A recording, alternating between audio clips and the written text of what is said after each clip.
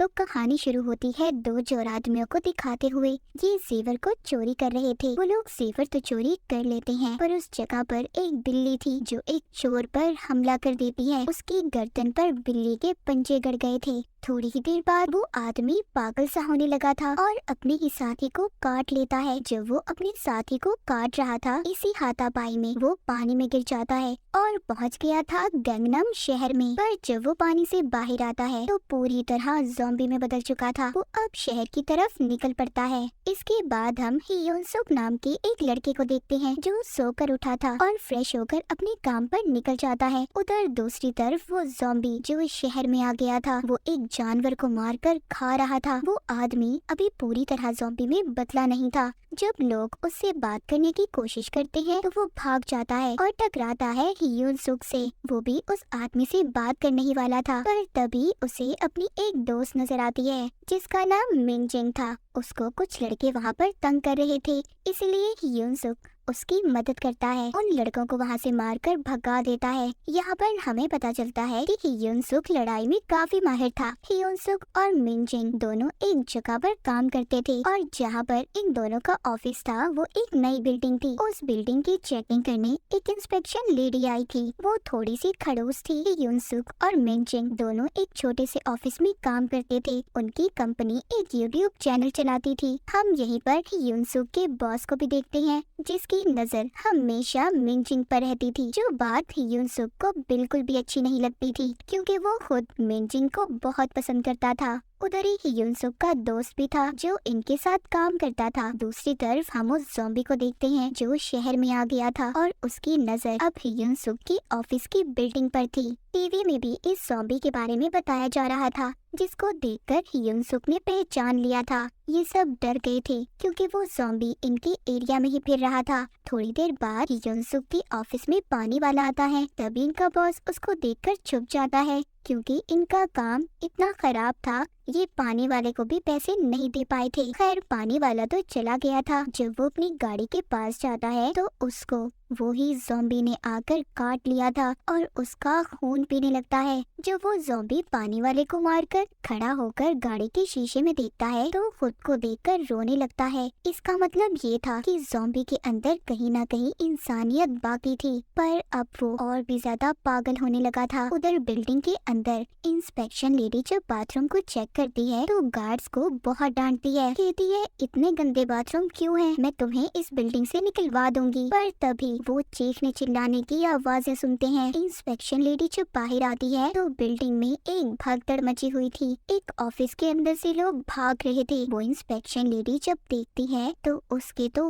होश ही उड़ गए थे। उस ऑफिस में बहुत से लोग ज़ॉम्बी बन चुके थे। उस गैंगनम ज़ॉम्बी ने बहुत से लोगों को काट कर अपने जैसा ज़ॉम्बी बना दिया था। यहाँ से शुरू हुई थी सबकी बर्बादी। इंस्पेक्शन लेडी सबसे पहले गार्ड से कहकर सारी बिल्डिंग के दरवाजे बंद करवा देती है ताकि एक भी ज़ॉम्बी बाहर न जा सके। पर तभी गैंगनम ज़ॉम्बी इनके पीछे आ गया था। वो एक गार्ड को काट भी लेता है, पर इंस्पेक्शन लेडी बच गई थी। उधर वो गार्ड जो दरवाजे बंद कर रहा था, अचानक से एक ज़ॉम्बी उसके सामने आ जाता है और देखते ही देखते दर्जनों ज़ॉम्बी उसके सामने थे। सब उस गार्ड पर टूट पड़ते हैं और उसे मार देते हैं। उधर दूसरी तरफ इंस्पेक्शन लेडी सबसे मदद मांग रही थी, पर बिल्डिंग में कोई भी नहीं था। तभी वो हियोन सुक की ऑफिस में पहुंचती है और सारी कहानी बताती है, पर कोई भी उसकी बात पर यकीन करने के लिए तैयार नहीं था। जो वो टीवी पर सबको गैंगनम ज़ॉम्बी दिखाती है। कहती है यही है वो आदमी जिसने सारी बिल्डिंग के इंसानों को जानवर में बदल दिया है। ये बात सुनकर कुछ लोग वहाँ पर थोड़ा सा सीरियस हो गए थे।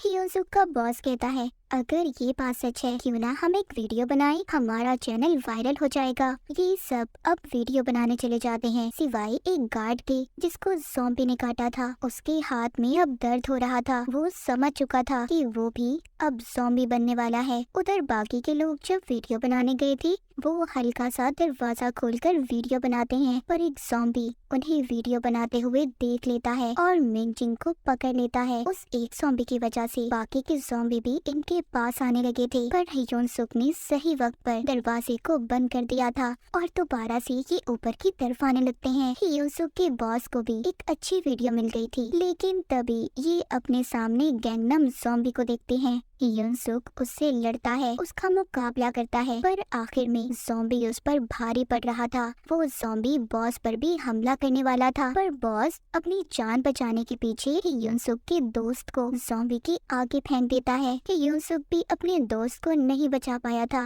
वो बेचारा मर गया था। ये सब अब अपने ऑफिस के अंदर आ गए थे। ये आकर अपने बॉस से बहुत लड़ता है कि इसकी वजह से उसका दोस्त मर गया। मिनजिंग उनकी लड़ाई छुड़वाती है। इंस्पेक्शन लेडी यहाँ पर सबको बताती है कि हम यहाँ से बाहर नहीं जा सकते, मैंने सारे दरवाजों को बंद करवा दिया था, हम इस बिल्डिंग में फंस चुके हैं। तभी पीछे से गार्ड उस पर हमला कर देता है, जिसके हाथ पर ज़ॉम्बी ने काटा था। वो भी अब पूरी तरह से ज़ॉम्बी बन गया था, पर युनसुक उसकी मदद करने की कोशिश करता है, लेकिन ज़ॉम्बी ने उस लेडी को काट लिया था। मिनजिंग और बॉस जब बाहर आते हैं तो बाहर से एक ज़ॉम्बी इन पर हमला कर देता है। एक बार फिर बॉस अपनी जान बचाने के लिए मिनजिंग को ज़ॉम्बी के आगे फेंक दिया था, मगर सही वक्त पर ही युनसुक आकर मिनजिंग को बचा लेता है और ज़ॉम्बी ने बॉस को ही काट लिया था। बिल्डिंग में हर तरफ अब ज़ॉम्बी ही ज़ॉम्बी थे। पूरी बिल्डिंग में सिर्फ 2 इंसान बचे थे, युनसुक और मिनजिंग। ये दोनों अपनी जान बचाने के लिए इधर उधर भाग रहे थे। आखिर में ये एक जगह पर रुककर आराम करते हैं। मिनजिंग थक कर सो गई थी। तभी ये अपने सपने में देखती है कि बॉस ने इसे काट लिया है और डर कर उठ जाती है।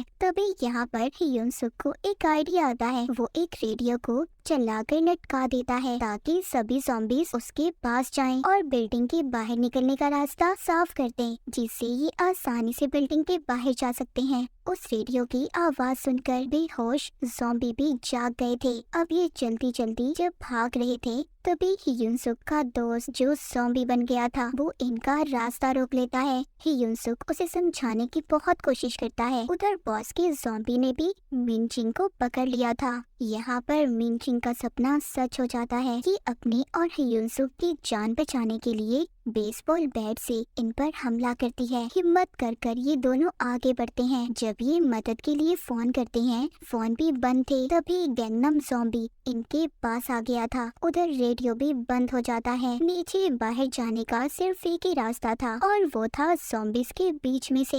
ये दोनों हिम्मत करके ज़ॉम्बीज़ के दरमियान से गुजरते हैं। युनसुक अपने हाथों और पाँव का इस्तेमाल करके ज़ॉम्बीज़ को पीछे कर रहा था। मिनजिंग अपना बेसबॉल बैट इस्तेमाल करके ज़ॉम्बीज़ को मार रही थी, पर यहाँ पर ज़ॉम्बीज़ हद से ज्यादा थे। ये दोनों किसी न किसी तरह सीढ़ियों तक पहुँच जाते हैं, मगर ऊपर से भी ज़ॉम्बीज़ आ रहे थे और नीचे से भी। ये दोनों दरमियान में ही फंस चुके थे। ये दोनों फर्स्ट फ्लोर तक पहुँच तो जाते हैं, पर वहाँ पर भी ज़ॉम्बीज़ थे। ये बचकर भागते हैं और कार पार्किंग एरिया पर आ गए थे। यहाँ भी चारों तरफ से ज़ॉम्बीज़ आ रहे थे। युनसुक मिनजिंग को गाड़ी में बिठाकर गाड़ी को बंद कर देता है और खुद अकेला ही ज़ॉम्बीज़ से मुकाबला करने लगता है, लेकिन ज़ॉम्बीज़ गाड़ी के अंदर मिनजिंग को भी घेर लेते हैं। ज़ॉम्बीज़ की तादाद बढ़ने लगी थी, जिससे गाड़ी में रेडियो भी चल जाता है। फिर यहाँ पर और भी ज़ॉम्बीज़ आना शुरू हो गए थे। युनसुक लड़ते लड़ते गाड़ी के ऊपर चढ़ गया था, पर यहाँ पर भी इसके पीछे ज़ॉम्बीज़ आ रहे थे। युनसुक उनसे बहुत लड़ता है। आखिर में सारे ज़ॉम्बीज़ युनसुक के ऊपर चढ़ गए थे। यहाँ पर हमें देखकर ऐसा लग रहा था कि युनसुक भी अब मर जाएगा, पर ऐसा नहीं था। सही वक्त पर मिनजिंग फायर एस्टिमेशन लेकर आ जाती है और सारे ज़ॉम्बीज़ पर स्प्रे कर कर युनसुक से उन्हें दूर कर देती है। ये सारे ज़ॉम्बीज़ तो भाग गए थे, पर जब ये थोड़ा आगे जाते हैं तो आ जाता है गैंगनम ज़ॉम्बी, जो अब और भी ज्यादा ताकतवर हो गया था, जो युनसुक पर हमला कर देता है। वो इसके हर वार का पलट कर वार कर रहा था। मार का भी उस ज़ॉम्बीज़ पर कोई असर नहीं हो रहा था। काफी देर तक युनसुक गैंगनम ज़ॉम्बी से लड़ता रहता है। तभी वहाँ पर इंस्पेक्शन लेडी भी आ जाती है। गैंगनम ज़ॉम्बी इनसे मर तो नहीं रहा था, पर मिनजिंग उसको धक्का देती है और युनसुक उसको तब तक मारता रहता है जब तक वो हिलना बंद नहीं होता। ये दोनों सोचते हैं कि गैंगनम ज़ॉम्बी तो मर गया, पर पीछे से आ गई थी इंस्पेक्शन लेडी ज़ॉम्बी, आकर युनसुक की टांग पर काट लेती है। मिनजिंग बेसबॉल बैट से उसे भी मार देती है, लेकिन अब कोई फायदा नहीं था। युनसुक मिनजिंग से कहता है कि तुम्हें अब अकेले ही बिल्डिंग से बाहर जाना होगा और सैड सा गुड बाय बोलता है, क्योंकि उसे ऐसा लग रहा था कि वो भी अब ज़ॉम्बी बन जाएगा। ये मिनजिंग मेंटिंग को बताता है कि उसे कितना पसंद करता था। ये दोनों एक दूसरे के गले लगते हैं। जब ये मेंटिंग को छोड़ने के लिए खड़ा हुआ था तभी कोई चीज नीचे आकर गिरती है और वो थे इंस्पेक्शन लेडी के नकली दांत। इसका मतलब ये था कि